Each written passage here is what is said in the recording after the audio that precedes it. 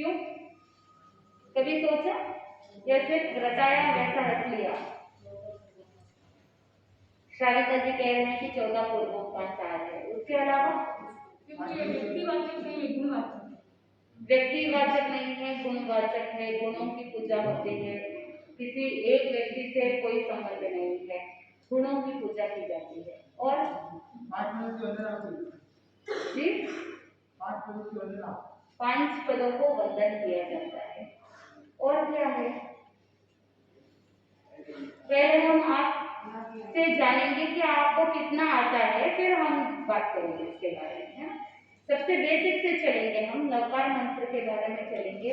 नवकार मंत्र इतना महत्वपूर्ण है, बच्चों के हिसाब से हम नवकार मंत्र की बेसिक जानकारी चलेंगे और बड़ों के हिसाब से हम नवकार मंत्र का टुकड़ा भी करेंगे, है दोनों करेंगे।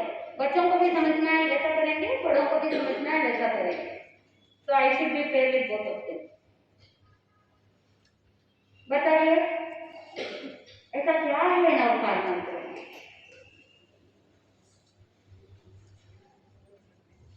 कहते हैं कि जैसे वर्णमाला होते हैं, अल्फाबेट्स होते हैं, तो इंग्लिश के अंदर अल्फाबेट्स क्या है? A to Z, है ना?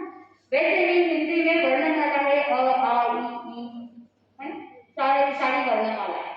तो उसमें जैसे आपको पता है इंग्लिश के अंदर जब अल्फाबेट्स आते हैं तो वोवेल्स और कॉन्सोनेंट्स आते हैं, करेक्ट?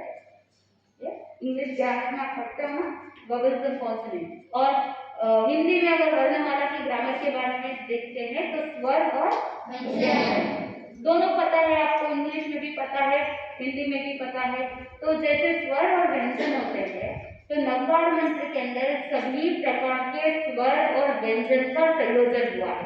तो it is such a mixture कि सारे स्वर और व्यंजनों का ऐसा कॉम्बिनेशन किया गया है। जैसे अगर कोई बड़े बच्चे हैं मैथमेटिक्स के अंदर परम्यूटेशन कॉम्बिनेशन वगैरह पढ़ते हैं, तो वैसे ही बहुत सारे ऐसे स्वरों का कॉम्बिनेशन है, स्वर और व्यंजन का ऐसा कॉम्बिनेशन है जिसके माध्यम से हमारे अंदर बहुत ज्यादा पॉजिटिव एनर्जी आ जाती है।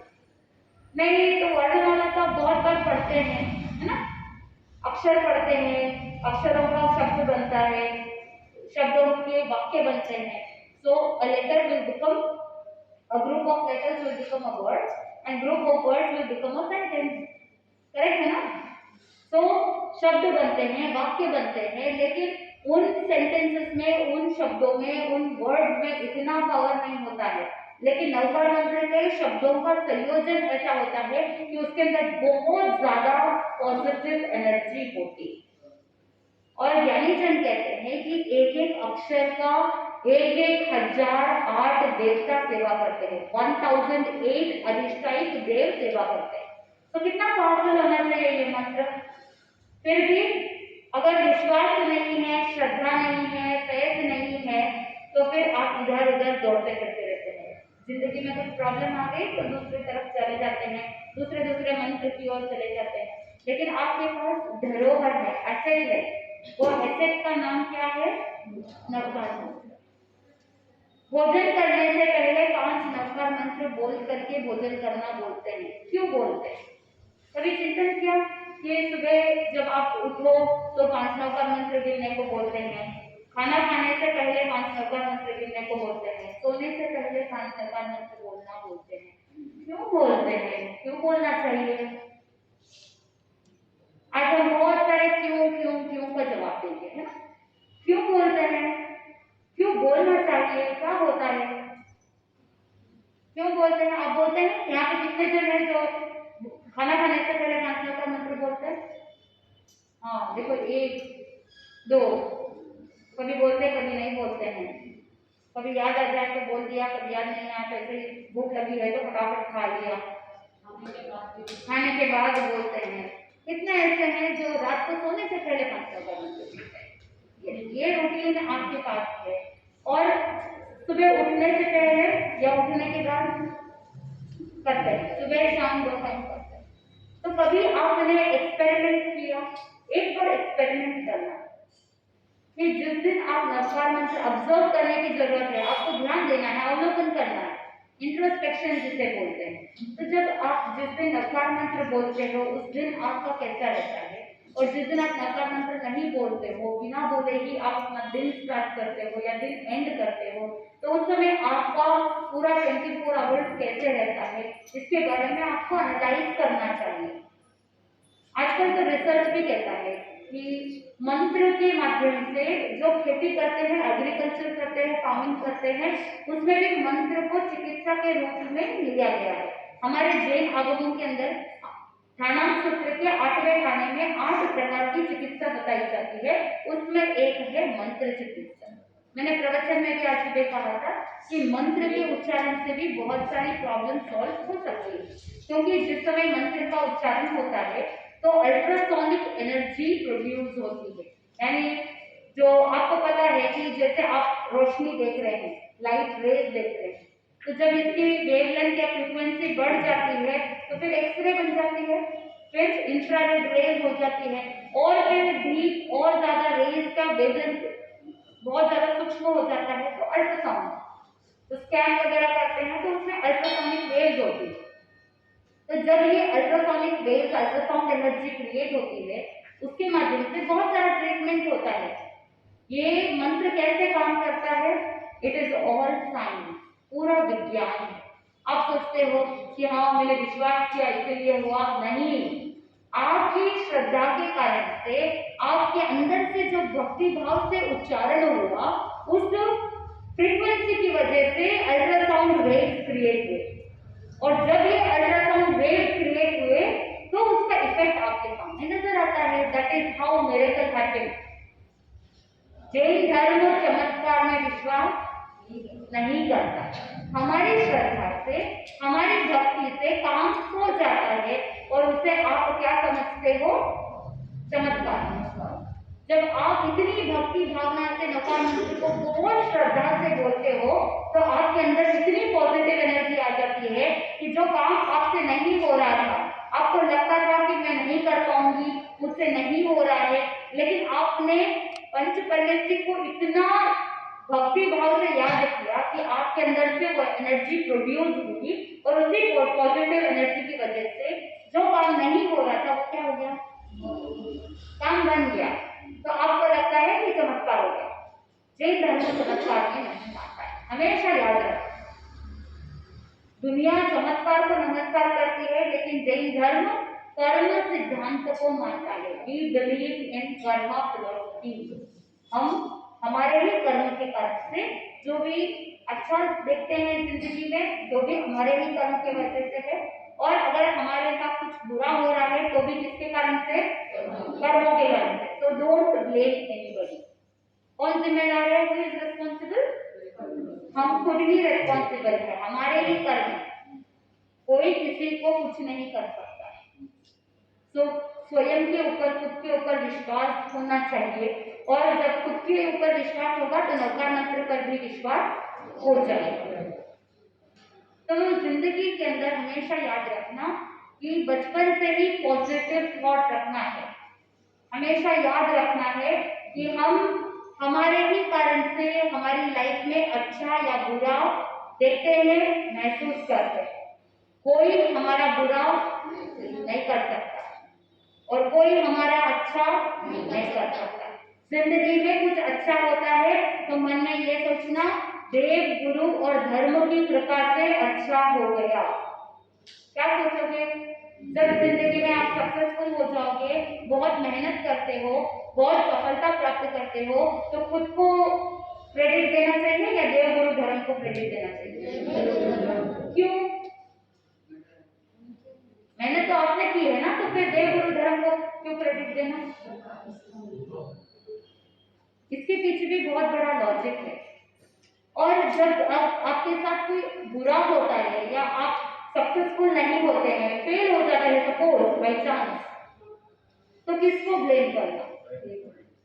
जब गलत हो जाता है तो खुद के कर्मों को ब्लेम करना, खुद के कर्मों को दोष देना। वहां पर यह नहीं बोलना कि देखो मेरे ऊपर देव, गुरु, धर्म की कृपा नहीं थी, गुरुदेव ने मुझ पर कृपा नहीं की इसीलिए मैं फेल हो गया, ये गलत हो जाता है। ऐसा नहीं करना। जब हम अपने कर्मों को दोष देते हैं, जब कुछ नेगेटिव होता है तो हमारे मन में जो गुरु के प्रति श्रद्धा है वो बनी रहती है, वो पॉजिटिव एनर्जी बनी रहती है। और जिस समय कुछ अच्छा होता है उस समय अगर हमने देव गुरु धर्म को क्रेडिट दे दिया तो हमारे अंदर अहंकार नहीं आएगा, नहीं तो आपको लगेगा कि सब दुनिया में सबसे बड़ा व्यक्ति मैं ही हूँ, मुझसे बड़ा कोई नहीं है।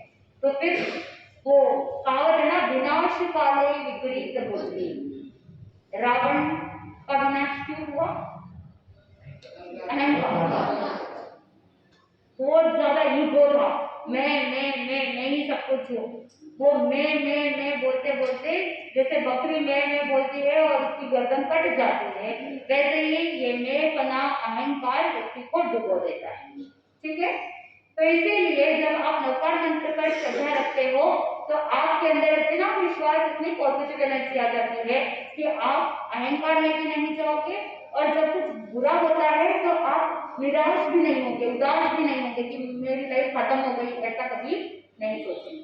तो हमेशा जिंदगी में याद रखना कि नवकार मंत्र सबसे श्रेष्ठ मंत्र है।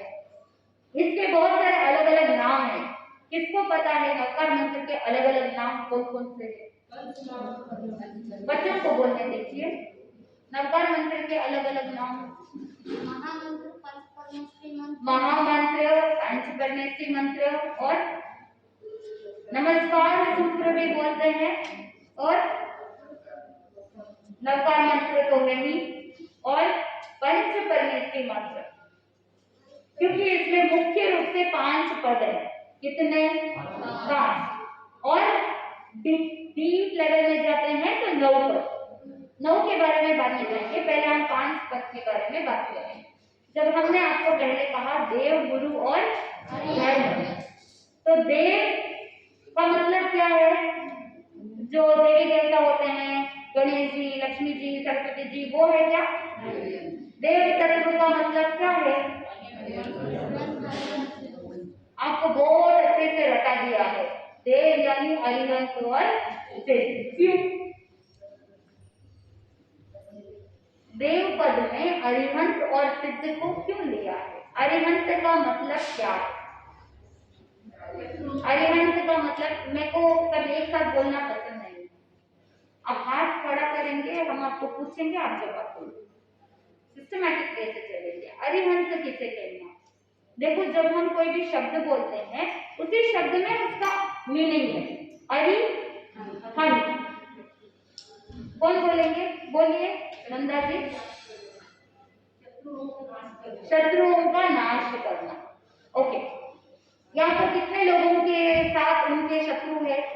लाइफ में आपके कोई शत्रु है? एनिमी?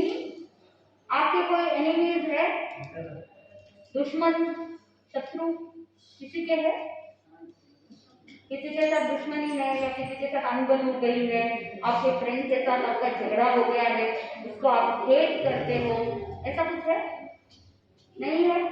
आप सब बहुत अच्छे बच्चे हो, इसलिए आपके साथ ऐसा कोई नेगेटिविटी नहीं है। अरि का मतलब है शत्रु, एनिमी।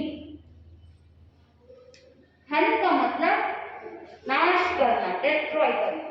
जिन्होंने शत्रुओं का नाश कर दिया है वो कौन? अरिहंत। यहाँ पर किसी एक व्यक्ति का नाम लिया है क्या? नहीं लिया।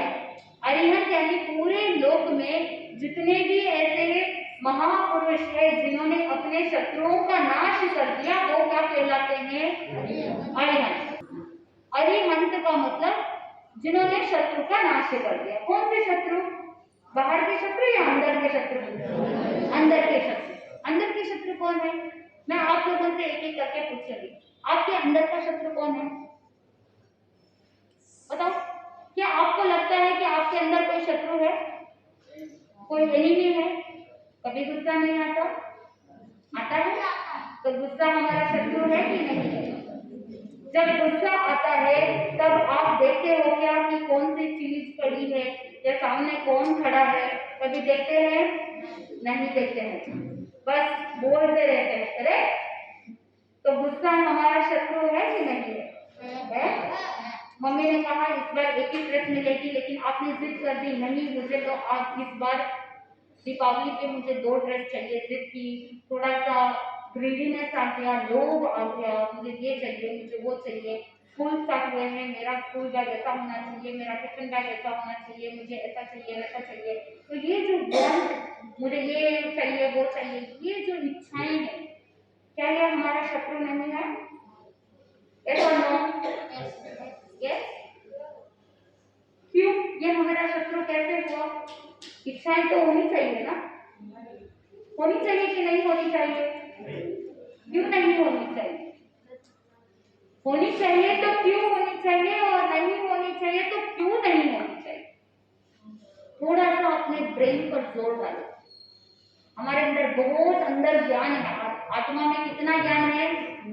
अनंत ज्ञान है, बहुत सारा पोटेंशियल अंदर छुपा पड़ा है। इट इज ओनली थिंग आपको एक्सप्लोर करना है। इच्छाएं होनी चाहिए या नहीं होनी चाहिए? फर्स्ट क्वेश्चन, होनी चाहिए या नहीं होनी चाहिए? नहीं होनी चाहिए। अगर नहीं होनी चाहिए तो क्यों नहीं होनी चाहिए? वाई? प्रॉब्लम क्या है? इच्छा होने में प्रॉब्लम क्या है? आपको लगता है कि ये मेरी इच्छा है, ये मेरी इच्छा पूरी हो जाएगी तो मुझे खुशी मिलेगी, ऐसा सोचते हैं? आपका फेवरेट कलर का कोई ड्रेस आपको मिल जाए तो आपको खुशी होती है कि नहीं होती? फिर एक इच्छा पूरी होती है, उसके बाद एक इच्छा पूरी होने के बाद दूसरी इच्छा जागृत हो जाती है। ओके, अब मेरी फेवरेट ड्रेस मिल गई है, नेक्स्ट डिमांड लिस्ट में क्या है? तो एक खत्म होती है, दूसरी शुरू होती है, दूसरी खत्म होती है, तीसरी शुरू होती है। तो ये हमको खुशी देता है या और ज्यादा एक्साइटमेंट कह दो, या ऐसा कह सकते हैं कि हम अधीर हो जाते हैं, नो पेशेंस, बस ये चाहिए तो चाहिए। तो इसमें खुशी है या दुख है? दुख है। ये बार बार इस तरह से उतावलापन होना, धैर्य नहीं होना, पेशेंस नहीं होना, और जब आपकी डिमांड पूरी नहीं होती है तो फिर आप गुस्सा करते हैं, चिड़चिड़ करते हैं, चिल्लाते हैं, चीखते हैं, चीज को इधर से उधर पटकते हैं। तो ये आत्मा के लिए अच्छा है या बुरा है? बुरा है। सो इनडायरेक्टली इच्छाएं क्या करती है, कहाँ ले जाती है? दुख की ओर ले जाती है। कौन है भाई नरक में भेजने वाला?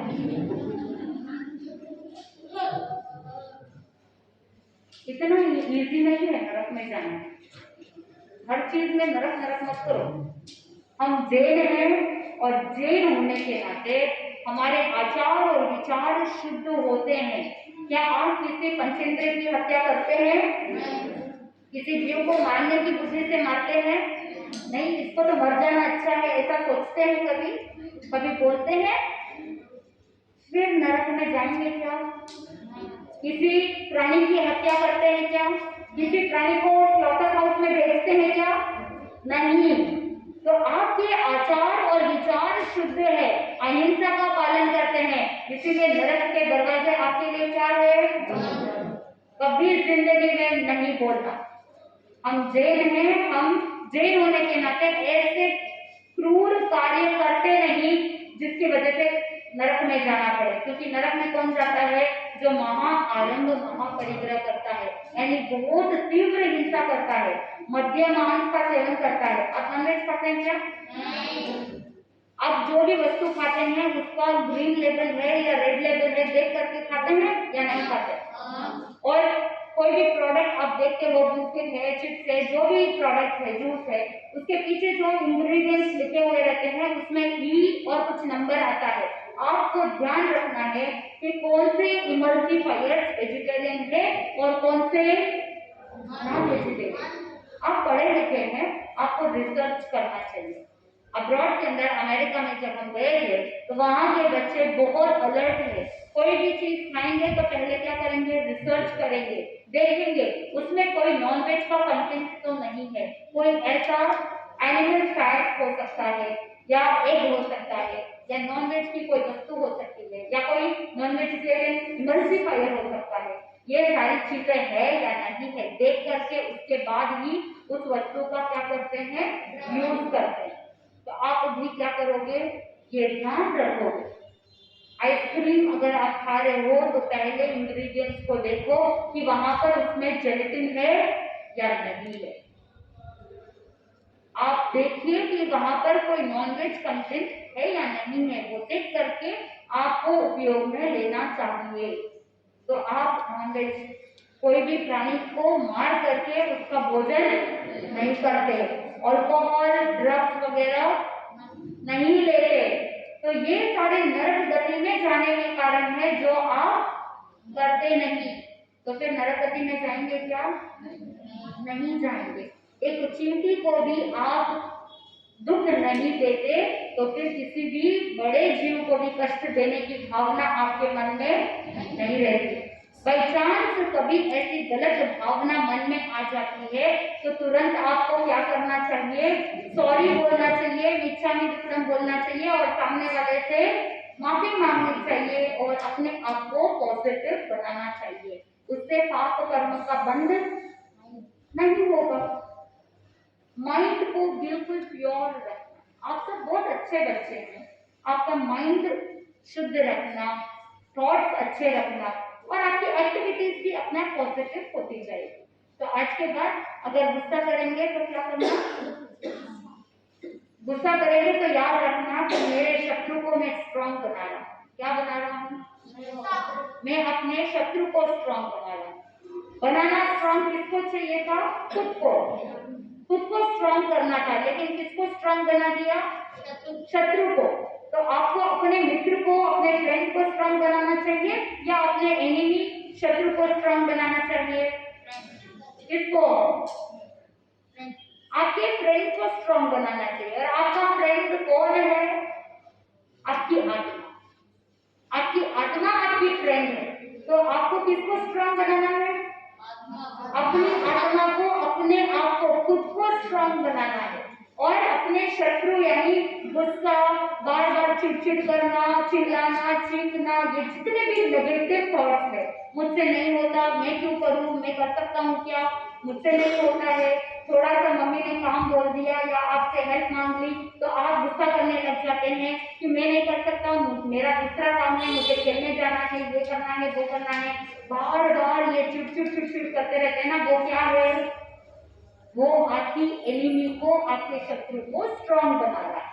तो अगर शत्रु स्ट्रांग हो जाएगा तो फिर हम अरिहंत कैसे बनेंगे?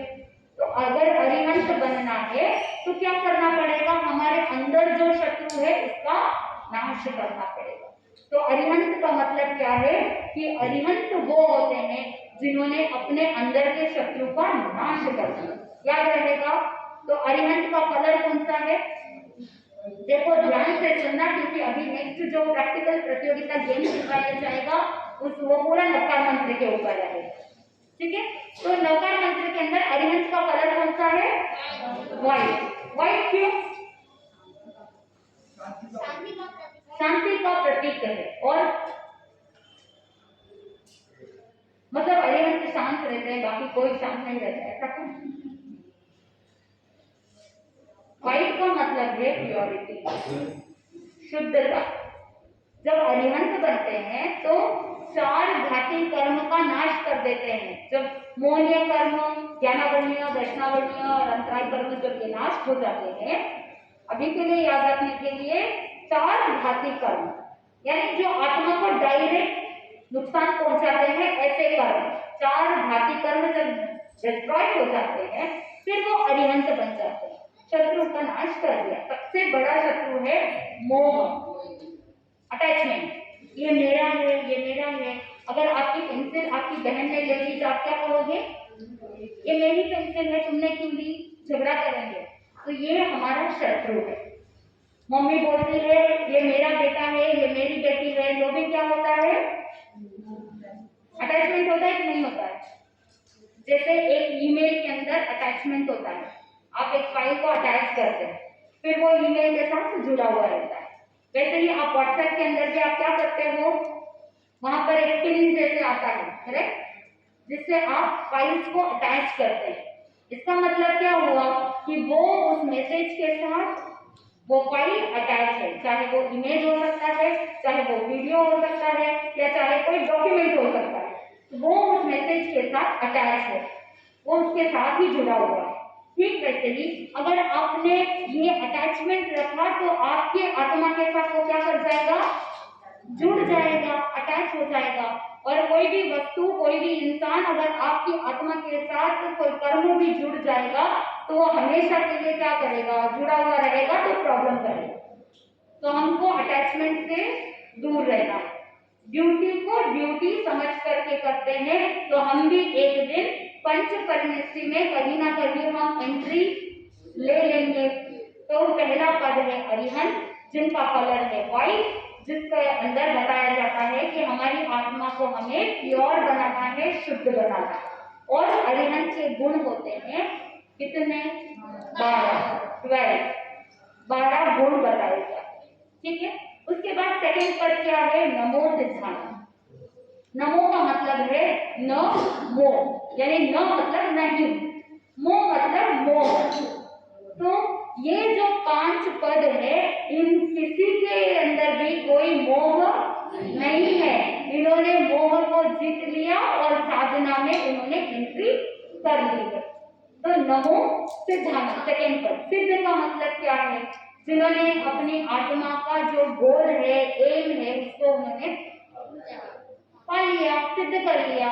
तो आपने अपना गोल सेट कर लिया है। आपके लाइफ का गोल क्या है, क्या है आपकी लाइफ का गोल? हम आपको नवकार मंत्र को अपनी लाइफ के साथ कनेक्ट करके सिखा रहे हैं ताकि आप कभी भूलेंगे ही नहीं। याद रहेगा अरिहंत के बारे में पूरा। सिद्धानम सिद्ध यानी जिन्होंने अपनी आत्मा का जो टारगेट है, लक्ष्य है, उसे सिद्ध कर लिया। उनके गुण कितने हैं, 8। कर्म कितने हैं, 8। जिन्होंने 8 कर्मों को क्षय कर दिया और जिन्होंने 8 गुण को प्रकट कर लिया, वो क्या कहलाते हैं, सिद्ध। और सिद्ध का कलर कौन सा है, लाल। लाल रंग क्यों, वाई रेड कलर, ये लालिमा का कलर क्यों है, सिद्ध का कलर रेड क्यों है? जैसे उगता हुआ सूरज होता है, कभी आपने सनराइज देखा है, कैसा होता है, इमीडिएटली येलो नहीं होता। जब होराइजन में जब सनराइज होता है तो सबसे पहले कैसा होता है, इसीलिए वो सनसेट येलो या सनराइज येलो बोलते हैं, यानी वो थोड़ा सा लाल टाइप होता है। तो आत्मा का कलर भी, सिद्ध का कलर भी कैसा है, वो सनराइज जैसा है। हमको क्या मैसेज देता है कि जैसे ये सनराइज हो रहा है, ऊपर उठ रहा है, वैसे ही हमें भी क्या करना है, हमारी आत्मा को ऊपर उठाना है। कैसे ऊपर उठाएंगे, सीढ़ी चढ़ने से ऊपर चले जाएंगे क्या, मोक्ष के लिए सीढ़ी लगी हुई है, क्या करना पड़ेगा? हर एक व्यक्ति तो तीर्थंकर नहीं बन सकता, हर एक व्यक्ति तो अरिहंत नहीं बन सकता, लेकिन हर एक भवी जीव जो देव गुरु धर्म पर श्रद्धा रखता है, भगवान की वाणी पर श्रद्धा रखता है, अरिहंत सब कोई नहीं बन सकता, लेकिन हर कोई सिद्ध बन सकते हैं। अगर भवी जीव है, अगर सम्यक दृष्टि जीव है, जो सम्यक्त्री है, जो भगवान की वाणी पर श्रद्धा रखते हैं, जो तत्व का ज्ञान प्राप्त करते हैं, वो क्या कर सकते हैं, सिद्ध बन सकते हैं। सिद्धों का बहुत बड़ा उपकार है। एक जीव सिद्ध हुआ तब जाकर के हम क्या बने, अनिष्ट बने। तो हमारे ऊपर उपकार है कि नहीं है, तो इसीलिए सिद्ध का कलर रेड। तीसरा पद कौन सा है, नमो। तीसरा पद कौन सा, नमो आयर्याणम। आयर्याणम मतलब आचार्य, जिनका आचार श्रेष्ठ है। आचार प्लस आर्य, आचार्य, जिनका आचार शुद्ध है, जिनका कोड ऑफ कॉन्डक्ट पॉजिटिव है, वो क्या कहलाते हैं, आचार्य। अभी वर्तमान में प्रेजेंट की तीर्थंकर भगवंत नहीं है, क्या यहाँ पर हम कौन से क्षेत्र में रहते हैं, भरत क्षेत्र में रहते हैं। और भरत क्षेत्र में अभी प्रेजेंटली 5वां आरा चल रहा है, यहाँ पर तीर्थंकर है या नहीं है, नहीं है। लेकिन जो तीर्थंकर भगवंत होते हैं, तीर्थंकर के गणधर होते हैं। भगवान नाट्य स्वामी के कितने गणधर, 11। भगवान नाट्य स्वामी के गणधर कितने, 11 गणधर। तो वो गणधर क्या करते हैं, वो लीडर होते हैं। गण और गण के जो धर होते हैं यानी गण को धारण करने वाले गणधर, गण यानी ग्रुप, एक एक ग्रुप को जो लीड करने वाले लीडर होते हैं वो क्या कहलाते हैं, गणधर। तो शब्द में ही उसका मीनिंग है, ज्यादा टेंशन लेने की जरूरत नहीं है, शब्द को समझ लेना। तो ग्रुप के जो लीडर होते हैं वो क्या कहलाते हैं, साधु संतों का जो ग्रुप होता है उसके जो लीडर होते हैं, इंपॉर्टेंट लीडर, वो गणधर होते हैं। और गणधर किस समय होते हैं, तीर्थंकर के टाइम। अभी तीर्थंकर नहीं है और तीर्थंकर नहीं है तो गणधर भी यहाँ पर नहीं है, लेकिन तीर्थंकर भगवतों के रिप्रेजेंटेटिव है, लीडर्स है। और वो लीडर्स कौन होते हैं, आचार्य होते हैं, संघ के नायक होते हैं, जो लीड करते हैं, हमको गाइडेंस देते हैं कि कैसे हमको आगे बढ़ना है। तीर्थंकर भगवान हमको रास्ता दिखाते हैं। अभी वर्तमान में तीर्थंकर नहीं है तो हमको रास्ता कौन दिखाते हैं, आचार्य। तो अलग अलग जितने भी आचार्य है, आपको नेगेटिविटी में जाने की जरूरत नहीं है कि कितने सारे आचार्य हैं, कितना कंफ्यूजन होता है, कोई कंफ्यूजन नहीं है। It is all for management. भगवान महावीर स्वामी के टोटल साधु कितने थे, 14,000। आप इमेजिन करो 14,000 साधु को भगवान महावीर स्वामी अकेले मैनेज कर सकते क्या, इज इट पॉसिबल, कर सकते हैं क्या? एक व्यक्ति 14,000 लोगों को मैनेज करना, आप घर में 14 व्यक्ति को मैनेज करना मुश्किल होता है, तो वहां पर भगवान महावीर स्वामी 14,000 साधुओं को मैनेज करना है। तो उसके लिए उन्होंने क्या किया कि 11 गणधर बनाए, लीडर्स बनाए। उन्होंने अपने एक लीडर के अंदर इतने इतने साधु उनको मैनेजमेंट के लिए सौंप दिया। तो अभी वर्तमान में जितने भी आचार्य है, आचार्य के अंदर जितने भी उपाध्याय और साधु है, वो सब किसके लिए है, it is all for management. सभी के लिए शिक्षा एक ही है। भगवान महावीर स्वामी ने बताया अहिंसा, सत्य, आचार्य, ब्रह्मचर्य और अपरिग्रह, ये 5 मेन बेसिक प्रिंसिपल्स है। अहिंसा यानी हिंसा करना नहीं, नॉन वायलेंस। सेकंड सत्य यानी हमेशा क्या बोलना, सच बोलना, ट्रूथफुल रहना। तीसरा अचौर्य, अचौर्य मतलब चोरी नहीं करना। चौथा ब्रह्मचर्य, ब्रह्मचर्य यानी आत्मा में रमण करना, मेरी आत्मा ही शुद्ध है, बुद्ध है, ऐसे चिंतन की ओर जाना ब्रह्मचर्य। और 5वीं शिक्षा है अपरिग्रह। अपरिग्रह मतलब अटैचमेंट से मुक्त रहना, अटैचमेंट नहीं रखना। ये 5 बेसिक प्रिंसिपल्स है। तो कोई भी आचार्य हो, कोई भी ग्रुप हो, कोई भी संप्रदाय हो, ये सब कौन सी 5 शिक्षाओं को फॉलो करते हैं, इन्हीं 5 प्रिंसिपल्स को फॉलो करते हैं, भगवान महावीर स्वामी के टीचिंग्स को फॉलो करते हैं। तो जितने भी दक्ष संप्रदाय पंथ सब है वो सब किसके लिए है, it is only for management. ज्यादा दिमाग नहीं लगाना, संप्रदायवाद के अंदर नहीं डूबना, राग द्वेष में नहीं जाना, कंट्रोवर्सी के अंदर अपने को पढ़ना नहीं। हमारा मन हमेशा शुद्ध होना चाहिए। हम धर्म स्थान में क्यों आते हैं, ताकि हमारे अंदर जो राग द्वेष इंटरनल शत्रु है उनको दूर करना है। तो जहां पर शत्रुओं को दूर करने की बात आती है, वहीं पर अगर हम बहुत सारे दुश्मनों को इकट्ठा कर लेते हैं, बार बार गुस्सा करते हैं, राग द्वेष करते हैं, तो फिर कहाँ जा करके पाप को धोएंगे। पाप धोने के स्थान में अगर पाप करेंगे तो पाप कहाँ जा करके धोएंगे, बताओ कहाँ जाएंगे। तो इसीलिए थिंकिंग को बहुत ब्रॉड रखना, अच्छा रखना, पॉजिटिव रखना। तो नमो आयर्यानम, आचार्य संघ के नायक होते हैं। और उनका कलर कौन सा, कलर कौन सा है आचार्य का, येलो, गोल्डन येलो। और उनके गुण कितने होते हैं, 36। कितने, 36। तो आचार्य का कलर येलो इसीलिए है क्योंकि येलो कलर बहुत पॉजिटिव कलर माना जाता है। गोल्डन येलो लाइट हमारे अंदर बहुत ज्यादा पॉजिटिव एनर्जी देता है। तो आचार्य हमको मार्ग बताते हैं तो हमारे अंदर भी वो पॉजिटिविटी आ जाती है। तो ये तीसरा पद है नमो आयर्यानम। चौथा पद कौन सा है, नमो उपाध्याय, यानी उपाध्याय भगवान। जितने भी उपाध्याय होते हैं वो शब्द में ही अर्थ है, उप अध्याय का मतलब क्या है, उप यानी निकट रहना, पास रहना, यानी आत्मा के पास रह के अध्ययन करना, अपने अंदर से ज्ञान को प्रकट करने के लिए जो हेल्प करते हैं वो क्या कहलाते हैं? उपाध्याय। तो उपाध्याय भगवान हमको आगम का ज्ञान देते हैं, हमको नेगेटिविटी से पॉजिटिविटी की ओर लाते हैं, अंधकार से प्रकाश की ओर ले जाते हैं, हमको सही मार्ग दिखाते हैं। तो उपाध्याय भी आचार्य के नेक्स्ट नीचे के लेवल पे रहते हैं उपाध्याय। तो वो हमारे लिए बहुत उपकारी है उपाध्याय भगवान। तो उपाध्याय का कलर कौन सा है? कुछ लोग ग्रीन बोलते हैं और कुछ लोग क्या बोलते हैं? ग्रीन ही बोलते हैं ना, हरा रंग। तो जो ये 5 प्रकार के कलर है, प्राइमरी कलर, काला, नीला, लाल, पीला, सफेद। तो नीला रंग जो होता है ग्रीन, वो उपाध्याय का कलर माना जाता है। और गुण कितने? 25 उपाध्याय के गुण बताए जाते हैं। तो जो तीर्थंकर नहीं है लेकिन तीर्थंकर के समान होते हैं, क्योंकि वो हमको शुद्ध का ज्ञान देने वाले हैं, आगम का ज्ञान देने वाले। तो नमो उपाध्याय। 5वां पद कौन सा है? नमो लोए सब्बर सावनम।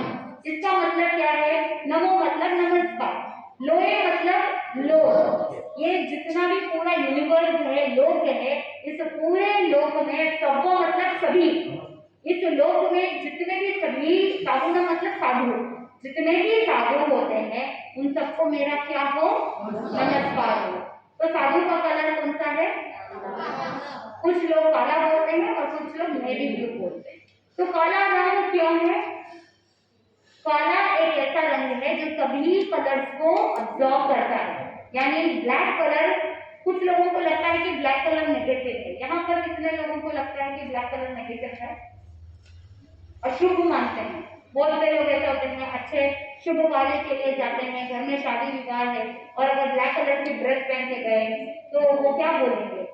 अपशकुन हो गया है, अशुभ है, ब्लैक कलर नहीं पहनना चाहिए। लेकिन क्या आपके सिर पे बाल कौन से कलर के हैं? बोल तो दीजिए, आपके बाल कौन से colour? White, brown, pink, burgundy, कौन सा कलर? आपके बाल का कलर काला। आंख की टिकी अंदर, आंख की टिकी का कलर कौन सा है? ब्लैक। तो इसको कहाँ छोड़ के आएंगे? ब्लैक कलर अशुभ है, तो क्या आंख की टिकी को कहीं साइड में रखेंगे क्या? या कुछ लोग ऐसा तर्क भी कर सकते हैं, हाँ कोई बात नहीं, मैं ब्लू लेंस लगा लूंगी, मैं कैटाइट का लेंस लगा लूंगी तो कलर चेंज हो जाएगा। ऐसा हो सकता है? हो सकता है। कोई सोचे कि मेरा बाल का कलर ब्लैक है तो मैं क्या करूँ, मैं हेयर कलर कर लूँ ब्लू, पिंक, ना जाना आजकल पता नहीं क्या क्या कलर लगा लेते हैं and they look so horrible. तो ये करने से कुछ हो सकता है क्या? हो सकता है क्या? नहीं। जो बेसिक कलर्स है वो कभी नाश नहीं होता, ब्लैक कलर भी कभी अशुभ नहीं होता। ये हमारे माइंड में है कि ये अच्छा है, ये बुरा है। कोई भी वस्तु अच्छा नहीं होता, कोई भी वस्तु बुरा नहीं होता। डायबिटीज पेशेंट को करेला बहुत अच्छा होता है। क्यों? क्योंकि करेला शुगर लेवल को कम करता है। वही अगर आप नॉर्मल पर्सन हो और अगर आपको करेले का कड़वाहट पसंद नहीं है तो आप क्या करोगे? करेले की सब्जी आपके सामने रखेंगे तो आप मुंह बिगाड़ोगे कि नहीं मुझे नहीं भाता है, ये मुझे अच्छा नहीं लगता है। किसी के लिए अमृत है और किसी को उसका टेस्ट अच्छा नहीं लगता, तो वो अपने माइंड में है। तो कोई भी वस्तु ये भाता है, ये नहीं भाता है, ये सब कहाँ है? कहाँ है? आपके माइंड में है कि मुझे ये भाता है, ये नहीं भाता है, मैं ये नहीं खाती, मैं वो नहीं खाती, मैं ये खाती हूँ। ये भाना नहीं भाना ये सब कहाँ है? हमारे माइंड में। कुछ भी शुभ नहीं होता, कुछ भी अशुभ नहीं होता। शुभ और अशुभ कहाँ है? हमारे माइंड में। कोई भी चीज अच्छी या कोई भी चीज बुरी नहीं होती। अच्छा और बुरा कहाँ है? हमारे माइंड में। तो हमको क्या करना चाहिए? इस अच्छा बुरा के फाइटिंग में अपने आप को डुबोना है या संभाव पूर्वक जो आया ठीक है। मन में ये सोचना कि मेरी बॉडी को कार्बोहाइड्रेट्स भी चाहिए, मेरी बॉडी को प्रोटीन्स भी चाहिए, मेरी बॉडी को मिनरल्स भी चाहिए, विटामिन्स भी चाहिए, मेरी बॉडी को जो अच्छा फैट है वो भी चाहिए। सब कुछ लिमिटेड, जो जिसके लिए न्यूट्रिशन के लिए जो चाहिए, मम्मी ने मेरे अच्छे के लिए ये बना के दिया है और मुझे क्या करना चाहिए, चुपचाप संभाव से खा लेना चाहिए। और जो संभाव पूर्वक भोजन करता है वो खाते पीते भी क्या कहलाएगा, तपस्वी कहलाएगा। क्योंकि भगवान ने कहा है कि जो डिटैचमेंट के साथ, बिना कोई अटैचमेंट के, बिना कोई राग द्वेष के, बिना कोई गुस्सा करे, संभाव से भोजन करता है तो भी वो क्या कहलाता है, तपस्वी कहलाता है। तो आप तपस्वी बनोगे या नहीं बनोगे, बोलिए। खाते पीते तपस्वी कहलाना है या क्या करना है? क्या हम खाते पीते तपस्वी बन सकते हैं? क्या हम खाते पीते मोक्ष जाने की तैयारी कर सकते हैं? कर सकते हैं। जैनिज्म बहुत ईजी है। तो नमो लोये सब्ब सामनम, ब्लैक कलर एक ऐसा कलर जो सभी कलर्स को क्या करता है, अब्सॉर्ब कर लेता है, खींच लेता है। तो सारी नेगेटिविटी को क्या करेगा वो ब्लैक कलर, अपने अंदर खींच लेता है। और जब सारी नेगेटिविटी को अपने अंदर खींच लेता है तो फिर हम क्या बन जाते हैं, वाइट पॉजिटिव बन जाते हैं। तो इसलिए ब्लैक कलर हमारी नेगेटिविटी को लेने का काम करता है। तो जितने भी साधु साध्वी होते हैं उनके लिए ब्लैक कलर क्यों रखा है, क्योंकि वो सारी नेगेटिविटीज को दूर करने के लिए तैयार रहते हैं। और उनके गुण कितने हैं, 27। तो हम जो माला पहनते हैं उस माला में टोटल मणि कितने होते हैं, मणि कितने, 108। जब हम पंच परमेश्वरी के गुणों को टोटल करते हैं तो कितने होते हैं, 108। तो 108 जो होता है वो बहुत ही पॉजिटिव और शुभ नंबर है और पंच परमेश्वरी के गुणों का प्रतीक है। तो हमारी माला में कितने मणके हैं, 108। पता चल गया, माइंड में फिक्स हो गया, माला में 108 क्यों रहते हैं। यस, समझ में आ गया, याद रहेगा। ओके, अब नवकार मंत्र 5 पद के बारे में हमने जाना। तो ये 5 पदों को नमस्कार करने से क्या लाभ मिलेगा, क्या बेनिफिट है, नवकार मंत्र में ही बोल दिया। ऐसो पंच नमोकारो, ऐसे पंच परमेश्वरी को नमस्कार करने से सब पाव पणाचनो, यानी सब यानी सभी, पाव यानी पाप, यानी पंच परमेश्वरी को नमस्कार करने से क्या होगा कि सब पाव पणाचनो यानी सभी प्रकार के पाप नाश हो जाते हैं। एक बार शुद्धता के साथ भक्ति से नवकार मंत्र अगर बोलते हैं तो 500 सागरों के नरक का आयुष्य क्या हो जाता है, पाप कर्म 500 सागरों के पाप नाश हो जाते हैं। इतना पुण्य बढ़ाने का कार्य नवकार मंत्र करता है। तो बोलो कि सुबह उठते ही नवकार मंत्र बोलना चाहिए कि नहीं बोलना चाहिए, बोलना चाहिए। It is like praying to them, कि हम प्रेयर कर रहे हैं पंच परमेश्वरी को कि आज का दिन आपके लिए पॉजिटिव हो, आज का दिन आपके लिए मंगलमय हो, आप अच्छे से जी सकते हैं। और रात को सोने से पहले 5 नवकार मंत्र बोलते हैं तो it is like a thanks giving prayer, कि आज का दिन मेरे लिए बहुत अच्छा था, पंच परमेश्वरी की कृपा मेरे ऊपर बनी रही, मेरे साथ कुछ भी ऐसा नेगेटिव नहीं हुआ, कुछ ऐसी अनहोनी नहीं घटी, दुर्घटना नहीं हुई, कोई एक्सीडेंट नहीं हुआ, इसीलिए I say thank you. So it is like a thanksgiving prayer. तो सुबह उठते ही क्या करना चाहिए, नवकार मंत्र 5 बार बोलना चाहिए। सिर्फ बोलने के लिए बोलना चाहिए या भक्ति से बोलना चाहिए, भक्ति से बोलना चाहिए ताकि आपके अंदर वो पॉजिटिव एनर्जी बनी रहे, आपका दिन, आपकी एक्टिविटीज पॉजिटिव हो। भोजन से पहले 5 नवकार मंत्र जब हम बोलते हैं तो अगर हो सकता है पता नहीं खाना बनाने वाले ने कौन सी भावना के साथ बनाया, कभी कोई गुस्से में खाना बनाते हैं, कभी कोई चिड़चिड़ करके खाना बनाते हैं, कभी कुछ किंतु परंतु हो जाता है, कभी गलत मिक्स हो जाता है। तो ये जो नेगेटिव प्रभाव भोजन के वजह से हो सकता है, तो वो 5 नवकार मंत्र बोल करके उसके बाद भोजन करते हैं तो जो नेगेटिव एनर्जी खाने के अंदर थी वो सब किसमें कन्वर्ट हो जाती है, पॉजिटिव में कन्वर्ट हो जाती है। इसीलिए खाने से पहले 5 नवकार मंत्र का स्मरण करना चाहिए। क्या आप ये प्रैक्टिस चालू करेंगे, अब से कुछ भी मुंह में डालो तो 5 बार नवकार मंत्र बोल करके फिर ही मुंह में डालो, ताकि आप जो खा रहे हैं वो पॉइजन नहीं, वो क्या बने, अमृत बने। Can we do this? तो ऐसो पंच नमोकारो सब पावपनासन, उसके बाद क्या बताया, मंगलानंद सभ्य से, यानी जितने भी मंगल है उन सब में से ये क्या है, बड़मम हवई मंगलम यानी सबसे पहला मंगल है। अब जैसे कोई आप बाहर कुछ अच्छे काम के लिए जा रहे हैं, या जैसे आपने देखा होगा कि कोई गुड़ की दही खा करके जाते हैं, कोई दही शक्कर खा के जाते हैं कि उनका काम अच्छे से हो, ये सब मंगल है, द्रव्य मंगल।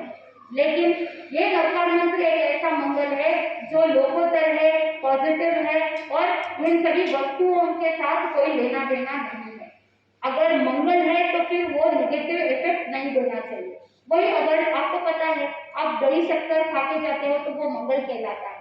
वही अगर किसी साइनस के पेशेंट को या किसी अस्थमा पेशेंट को दही शक्कर देंगे तो काम आएगा क्या? नहीं। लेकिन वो तो मंगल है ना, नुकसान नहीं करना चाहिए। फिर नुकसान क्यों हो रहा है? क्योंकि ये द्रव्य मंगल है। कोई भी वस्तु कुछ व्यक्ति के लिए, कुछ वस्तु के लिए मंगल हो सकता है, लेकिन ऑल टाइम मंगल नहीं हो सकता। वही अगर आप कहीं भी जाओ, आपको लगता है कि यहाँ पर कुछ गड़बड़ है या कुछ नेगेटिव हो रहा है, वहां पर तुरंत दिमाग ज्यादा कुछ नहीं लगाना, बस नकार मंत्र बोल देना, तो आपको रास्ता अपने आप मिल जाएगा। तो ये नवकार मंत्र के बारे में पूरी जानकारी आपको दी है, हमेशा के लिए याद रखना, क्योंकि ये नवकार मंत्र 14 पूर्वों के ज्ञान का सार है। चाहे आपको दूसरा कुछ भी नहीं आता, लेकिन फिर भी नवकार मंत्र में इतनी ताकत है कि आत्मा को कहाँ ले जा सकता है? मोक्ष तक ले जा सकता है, आत्मा को परमात्मा बना सकता है, इतना पावर है। बस चाहिए क्या? डेली बोलना है, जितना ज्यादा हो सके उतना जाप कर सकते हो तो करना चाहिए। आप वीक डेज में टाइम नहीं मिलता है तो जब संडे हो रहा है तो कोशिश करना कि पूरे 108 बार नवकार मंत्र का स्मरण करना, जाप करना, जिससे पूरे 1 वीक की एनर्जी आपको मिल जाएगी। तो आप अपने आप को एनर्जाइज करो, अपने आप को स्ट्रांग बनाओ, ताकि आप जीवन में अच्छा कर सकते। Got it? किसी को कोई डाउट हो तो पूछ सकते हैं। अभी नवकार मंत्र का आज का सेशन कंप्लीट करेंगे। किसी को कोई डाउट हो तो पूछ सकते हैं। 2 सिचुएशन होती है तब कोई डाउट नहीं होता है, या तो जो हमने सिखाया है वो सब कुछ समझ में आता है तो डाउट नहीं रहता है, या जब सब कुछ सिर के ऊपर से चला जाता है तो नहीं डाउट रहता है। कौन सी कैटेगरी समझू मैं? पहला वाला, you are also brilliant and intelligent, सब कुछ समझ में आ गया? समझ में आ गया ना सब कुछ? याद रहेगा? अगर कभी आपकी टेस्ट ले, मेमोरी टेस्ट, तो आपको याद रहेगा। अगर किसी को आप कोई नॉलेज है, किसी को नवकार मंत्र के बारे में बताना है, तो क्या बताओगे? क्या बता पाओगे? पहले नहीं बता पा रहे थे, लेकिन अभी अगर आपको कोई कह दे कि नवकार मंत्र के बारे में समझाना है तो शॉर्ट में आप समझा सकते हो। ये जैनिज्म अकेले के लिए नवकार मंत्र नहीं है। Irrespective of caste and creed, किसी भी जाति, मत, पंथ, सभी से ऊपर है ये नवकार मंत्र। हर एक व्यक्ति बोल सकता है, किसी भी जाति का हो, किसी भी पंथ का हो, किसी भी संप्रदाय का हो, सभी के लिए नवकार मंत्र एक संजीवनी बूटी के जैसा है। संजीवनी क्या करता है? संजीवनी जीव को मरने नहीं देता, ऐसे ही ये नवकार मंत्र हमारी आत्मा को डुबोने नहीं देता। तो ये नवकार मंत्र क्या है? कल्पवृक्ष है, ये नवकार मंत्र कामधेनु है, ये नवकार मंत्र संजीवनी। याद रहेगा? यस। हम एक दिन डिबेट कॉम्पिटिशन रखेंगे, कभी एक संडे चतुर्मास में, जिसमें अलग अलग टॉपिक्स पर हम आपको टॉपिक्स देंगे, उस पर हम डिबेट कॉम्पिटिशन रखेंगे। तो तैयारी रखना।